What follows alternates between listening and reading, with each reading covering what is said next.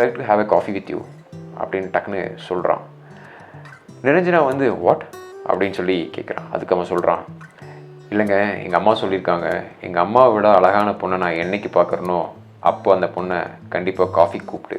Hero Sudarshan வந்து அழகாக சொல்கிறான், நீ ரொம்ப அழகாக இருக்க அப்படின்னு.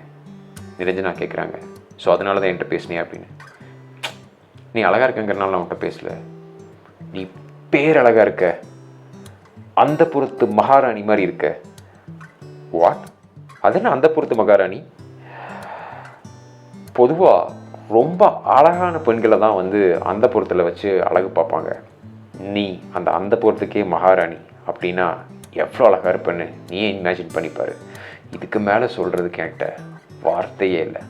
செழித்த அழகில் செவந்து நிற்கிற செந்தேன் நீ.